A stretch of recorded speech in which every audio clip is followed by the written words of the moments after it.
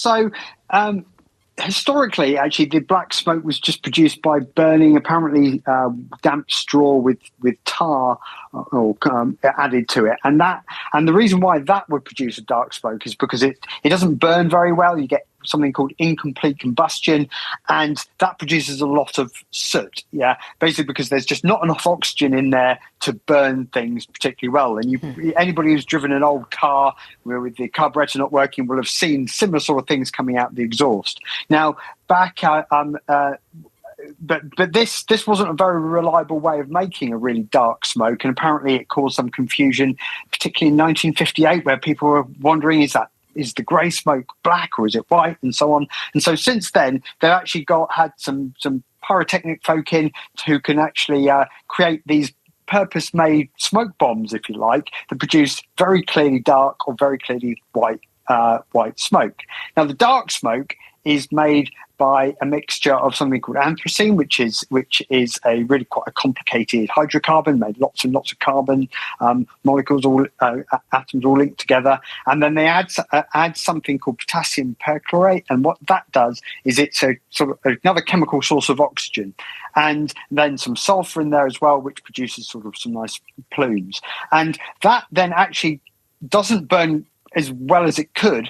And so that produces that sooty effect. So basically, it's deliberately created to not burn particularly well, producing all the soot. It's short of oxygen, effectively. So that's the dark smoke. Yeah. No, go ahead. Tell us about the white smoke. So the white smoke is conversely something that burns really, really well. So that is another oxidizing agent, this time potassium chlorate, and that gives a lot more oxygen to the reaction. And the fuel then is lactose, basically a sugar, the sugar you get from milk. That burns and really very well, produces a nice water vapor and carbon dioxide. And the water vapor is basically, sort of steam clouds, if you like. And then to give it a bit more substance, they add in pine rosin, which is the same stuff that if you play a string instrument, you put it on your bow of your violin or whatever. Yeah, and that rosin then burns with a really nice light-coloured ash. And so together, that burns really well, produces light ash, plenty of steam, creates this lovely billowing white clouds that will emerge once we have a new pope. Mark, I never thought my love of scented candles would come in useful in an interview, but I've just realised when I buy the cheap scented candles that I should have paid more money for, that black smoke comes off. But when I buy the good candles, it's all clear. I mean, this is how I'm understanding as I go. It's a lot of effort, Mark, to get this colour of smoke, because the whole idea back in the day was they were burning the votes, right? But now it's a real chemical operation.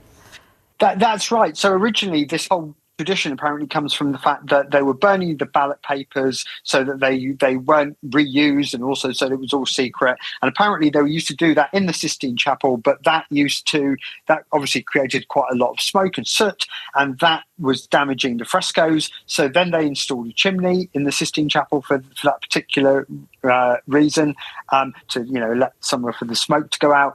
And after then, people at that point, onlookers started looking for the smoke emerging from the chimney as a sign of what was going on within the conclave. But of course, at that time, the burning ballot papers basically meant there was no result yet, whereas a lack of any smoke meant that there might be a new pope. And of course, that isn't a very clear signal, a lack of something. So that's when they started to introduce this idea of trying to produce a dark smoke. And as I mentioned earlier, originally that was just with some tar and some damp straw. It didn't work very well, wasn't very clear, and so now they've got this really, really well-developed method of making very clear dark or very clear white smoke, and apparently a whole series of furnaces for burning the ballot papers and burning the smoke bombs and all mixed together into a chimney that emerges from the chapel. So, yeah, Professor Mark some proper Lorch, science going on there. Yeah, proper science that I use scented candles to understand. I apologise for that. Exactly. Thanks so much for your time this morning. I'm very happy to have been of assistance.